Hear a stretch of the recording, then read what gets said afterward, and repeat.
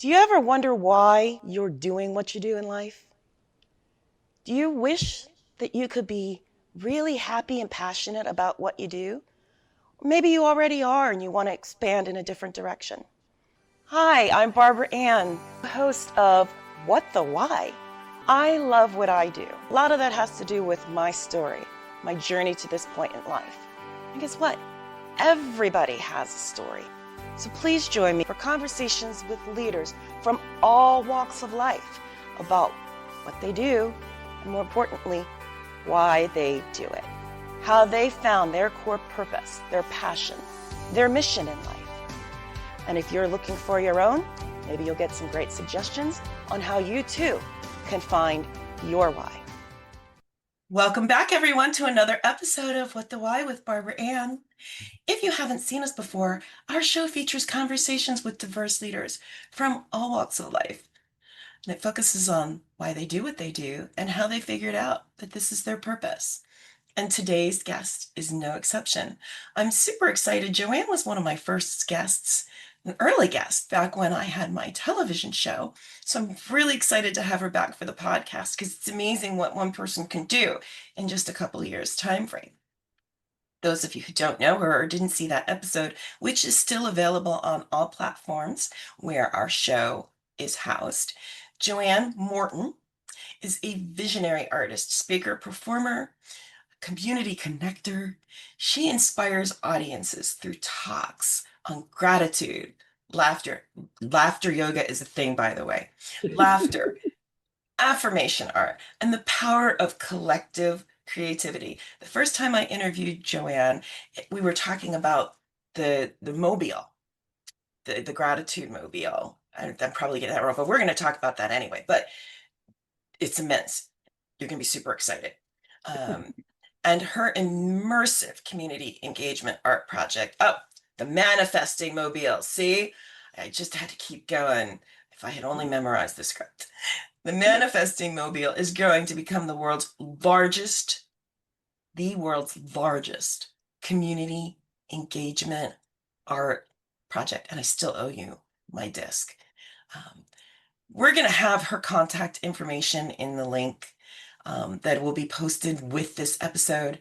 But without further ado, a woman that I am so excited to call friend virtually, never met in person, but I've been on her podcast. She's been on my show. And so please join me in welcoming back with a round of applause, Joanne Morton. So yay! Woo! There's a round of applause. So welcome, welcome, welcome. Thank And you. I'm so glad to have yet another conversation with I you. know it's amazing how things happen Yeah, it's so fast, and yet it feels like it was just yesterday that we yeah. had this initial conversation. So for those who didn't get to see it, and for all of you who are watching, thank you very much. We ask every guest the same initial question. Don't imagine you knew that this would be what you would be doing with your life at this point. So what did little Joanne want to be when she was growing up? Such a good question because I'm very, a lot of the work that I do is about reminding people to follow their childhood dreams because there's that childhood imagination or passion that you were playing and how did that transfer as an adult, right? And I think I always wanted to be an artist and excuse me, an artist in the sense where um, I didn't really take a lot of art classes. There were a few, or painting classes, I would say. There were a few times when I would make crafty art stuff for my family or for um, my parents. And I remember not liking it, just feeling so judgmental about it, right? But now when I look back and I have some of those things still, I'm like, my God, that was so beautiful, right? Or so great. And so I think there was a lot of um, kind of censorship of me pursuing being creative per se. But what I did do was I imagined living a life of an artist and I would play and have imaginations. And I always wanted to live in New York City. I mean, Wow. I remember movies from the 60s and the 50s that I would watch with my mom of, dancers singing in New York about going to New York. And I remember, I think Sesame Street was very inspiring and inspirational for me because I was 5 when it was coming out. So I was the audience for Sesame Street. And that was in New York City. It was in New York City. And I love the films that they made. And then fast forward, in the 80s when the TV show Fame came out, living in New York, right? But I never had the discipline or a passion to master an art. Like I took a little bit of piano, I took a little singing, I took a little this, but nothing consistent. But what I did do was I had that vision of living in a creative, artistic community life. I don't know if that is the answer because I grew up in the suburbs, beautiful, big lawns, happy parents, job. But I was so culturally bored.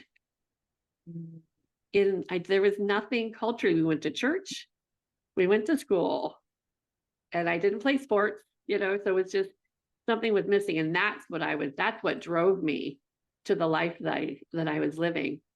And then once I left my parents' house and lived in cities like Minneapolis, Chicago, and San Francisco before moving to New York City, that's where my creative spark started taking hold in my 20s.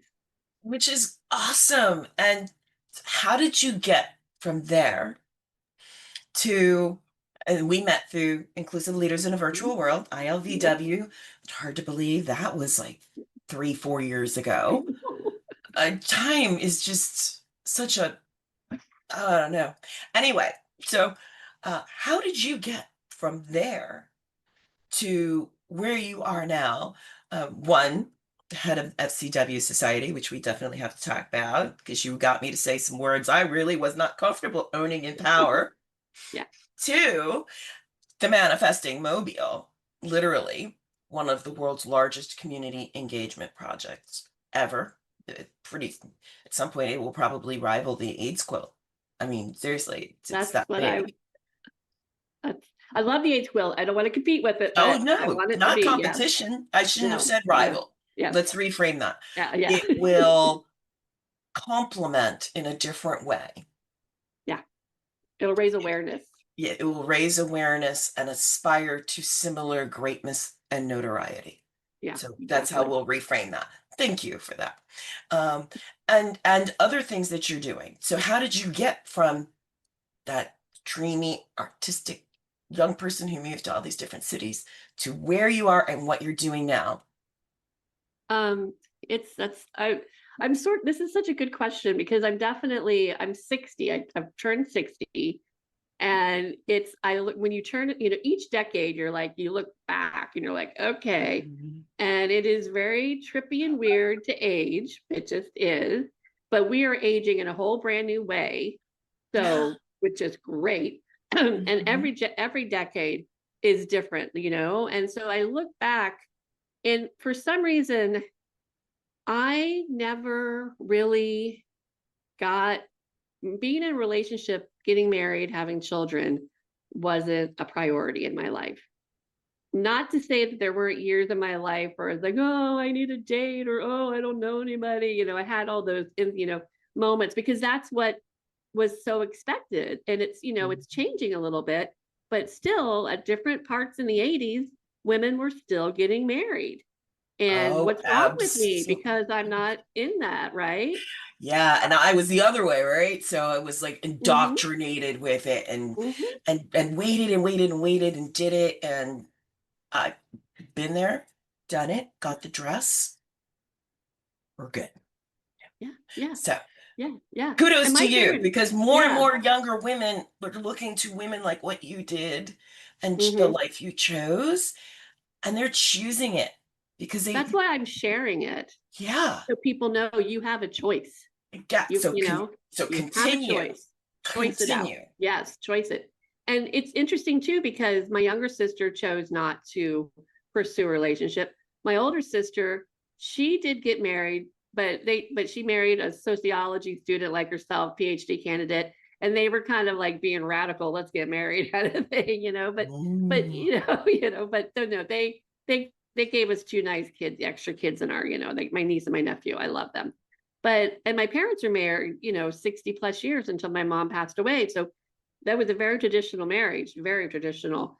And I think that's something too, I just didn't align with me. And I think I'm very grateful my parents weren't the type of parents that pressured me either. So, and of course, I don't think you can, because I'm not gonna, I'm there's and I don't know how there's a spark in you, and we all kind of, if you let that spark touch you, ignite you, it will guide you.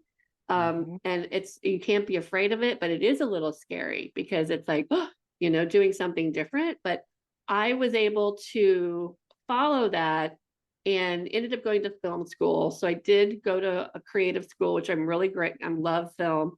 And then once I got to New York, I kind of, I met people who were creatives in New York. And so I just had, the first 10 years of my life there, I was just getting to know myself and writing and doing this and that.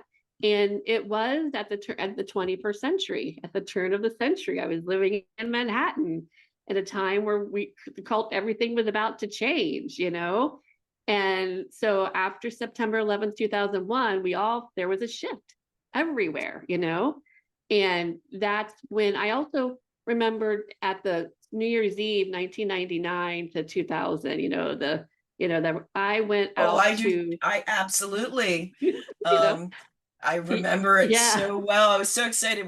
I bought a house that had a private pump, a well pump, and a pool with water and a fireplace. So I was like, okay, whatever happens, happens. And I was executive director of a nonprofit that lived in a city that was powered by coal and equipment that was so old, it didn't need to have an update because it didn't have electronics. So it didn't have the two-digit number. For those who are on the younger side and may not even know, the issue with at that time was they skimped on the programming and they'd only done two digits. So everybody was afraid that the whole world was going to collapse when the two digits rolled to 00 instead of having four digits that could read 2000. And oh my gosh. And we were so waiting for the world to Y2K, Y2K, Y2K. Y2K. Go go watch one of my favorite movies, Office Space. Totally Oh, inappropriate but yeah, that was hilarious, so good. and you can Oh my learn more about God, it. But it's so good. back to Yeah, you, because yeah, you have done so many amazing things that others would not even consider doing out of fear, yeah, which yeah. Well, shout out to, go how I ahead. answer that is am I more afraid to not do it or more afraid to do it? What's going to Yes. feel better? Am I going to feel better not doing it? And sometimes that is the answer, right? Mhm.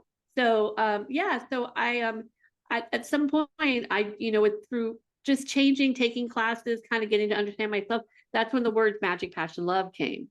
And Mhm. that's where everything started shifting for me creatively, because that's when I started trusting that I can paint, trusting that I can draw, trusting that I can call myself an artist, even though I didn't go to art school. I can be whatever I want. Barbara Stanny, she's changed her name, but she wrote something about the secrets of a six-figure woman, something like that. And one of the things is I can be successful without going to school. Mhm. I have them somewhere, but that was like, you can be a successful woman any way you want, right? And Yeah. so learning that and understanding that I have this renewable, sustainable energy source inside of me that has so much power. All I have to do is let it out, allow it, feel it, live it, right? And once I did that, um, I things started changing, and not as quickly as I thought they were going to change. It's not my time, it's divine time, right? And Yes. so sometimes I look at, I have done a lot of stuff. Sometimes I think, is it, you know, is it, is it enough? Is it not enough? But we know it is enough. Um, Mhm. but, but I am so grateful that those three words came to me, because I was just talking to someone this morning. There's challenges happening. There's all this stuff. How am I going to do this? What's going to happen? There's so many unknowns. But love is the reason we are here. We are here to experience human love with each other through the work that we do, through the time we spend with each other and ourselves. And we're so disconnected Yes. from love. Yes, we really are. And we're getting further and further disconnected. Thank you, technology, for that. Um, Although we can also find ways to bridge it, like the conversations that you and I have and the opportunities that we've had.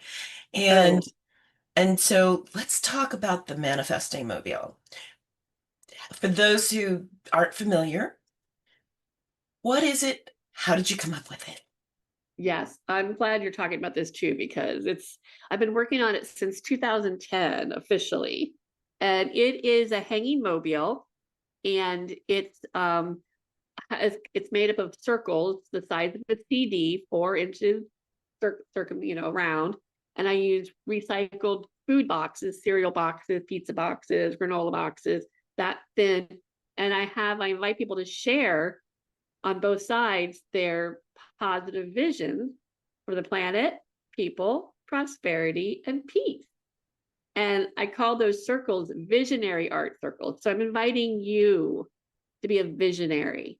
What's your vision for the world, for yourself, for your community, right? And putting it on paper, like as a vision board, which a vision board is where you put words and images, right?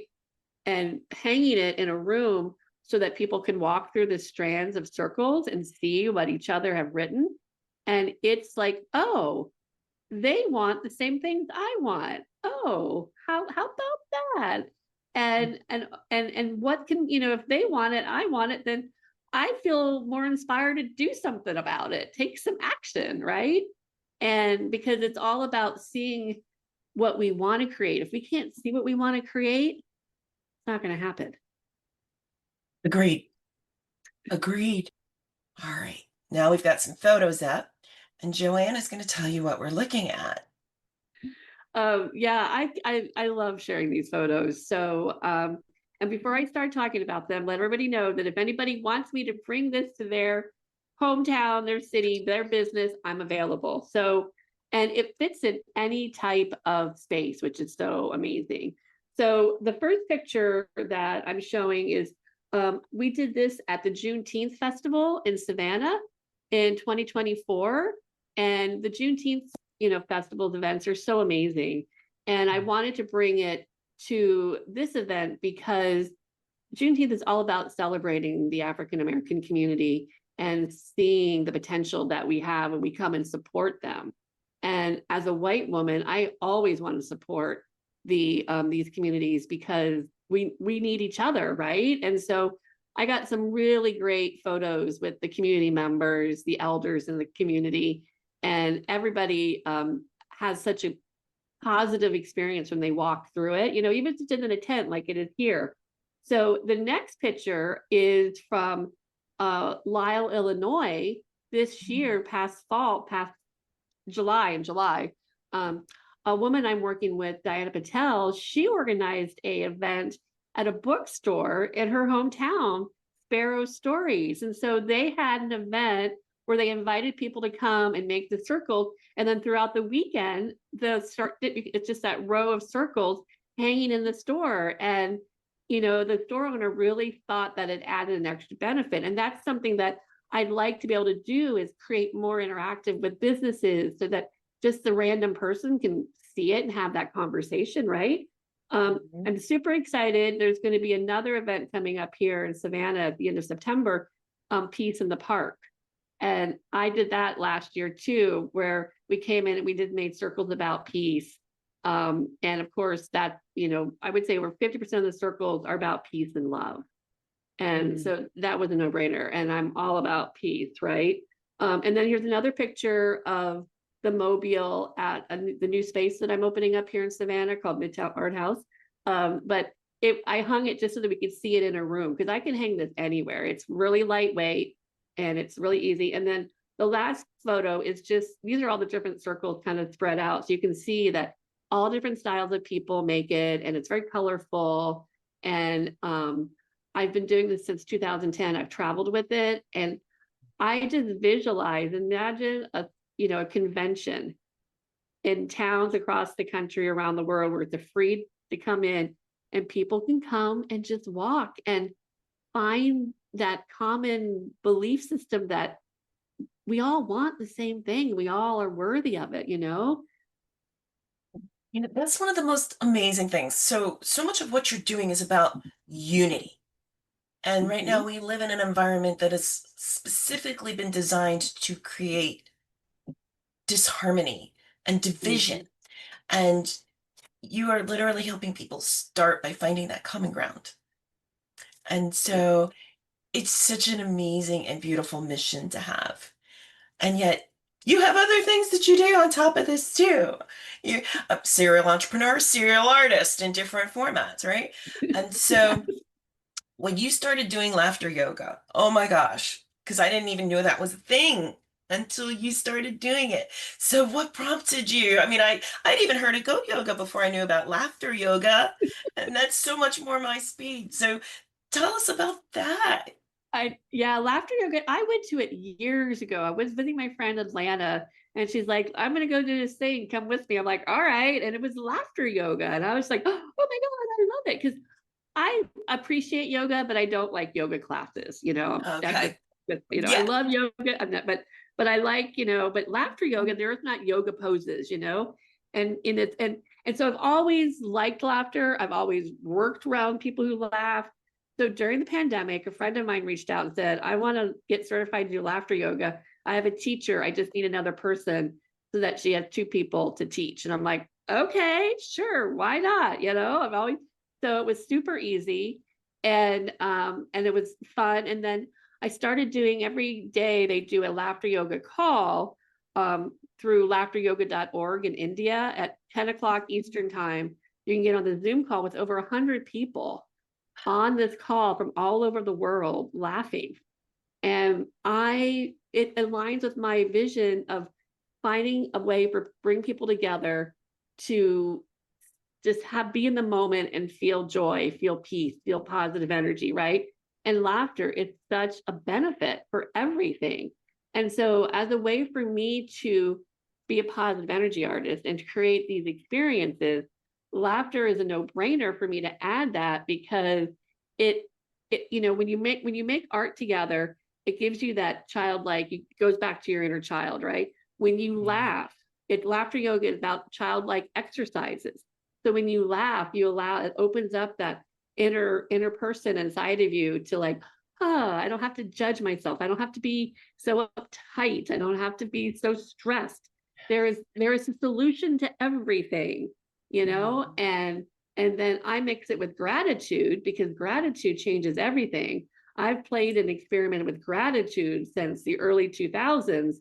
And when I started hosting gratitude circles where I'd share gratitude with people, that is so powerful. I did like a little lunch and learn at the Jewish Education Alliance here in June, and there were like 30 seniors saying gratitude. And then I said, "Okay, let's get up and share gratitude." And they were thinking they would just share individually at their tables, but like, no, no, no, no, all of us together. So a big group of 30 people, and they went around and also what they're grateful for. And sometimes it was they were next to their wife or their partner, and the two facilitators, they were in tears. They've never had such an honest, real moment, you know and Love that's it. what gratitude will, if you give it. So, and that's the same thing. Laughter shows your real self. Gratitude makes you see, and then if you add positive thinking with all that, affirmations, that's how you can really start, activating your magic passion love. You're right. I'm actually starting to tear up even as I think about it because it is, it's interesting. When we timed this interview, I had no idea that it was going to be on the third anniversary of the loss of one of the greatest loves of my life. And so the fact that this interview fell today is so amazingly powerful and meant to be, because Yeah, that's what she would have wanted. yeah, And to be celebrated, not to be yeah. mourned. And so on the heels of trying to not, me who does the work I do, right? Trying not Right. to live through the emotions this weekend, to have this conversation with you right now is just so amazing. And I know we're actually starting to run low on time, but one, definitely want to talk about your upcoming project that you are working on. And I want everyone to know about your podcast. Yeah. I'm going to say it because I am a fucking cool woman. Yes, I you am. are. I Oh my am. God. And I Yes. know I giggled every time I had to say that, because Mhm. that fundamentalist Yeah, upbringing I I had, that know. I really put behind me, still has that element in there sometimes, where I was just like, sometimes I drop it, but it's another thing to actually like get into it. But oh my gosh, the women that you talk to, and the women that I've gotten to meet in the meetings that I haven't been able to do, but It, I mean, these women really are some seriously fucking cool women. So oh, feel yeah. free to start with either one, and we Yeah. will bring it home. Yeah. Well, I'm gonna say this. Yeah, the fucking cool women. It's called fucking cool women. Women are so fucking cool, and fucking is spelled with an asterisk. So, and it's FCW Society, because we when we started this in 2005, it was I wanted to meet other women who were cool, so that you can be supported, and plus as a feminist, I want to meet other feminists, and I want to uplift each other, and I have great sisters. So this is the 2025. It's been 20 years for this society. We host brunches and this stuff. I wanted to do something a little extra, so I decided I wanted to sort of start this podcast and use it potentially for a longer and a second part to my film school, the video that I made called Women Are So Fucking Cool. And it was just a 4-minute experimental video. Um, and the basis of it is we respect each other, we encourage each other, and we celebrate each other. And that is so important. And the women I talk to, and I'm actually would love to talk to more scientists and mathematicians and Totally anybody. help you with that.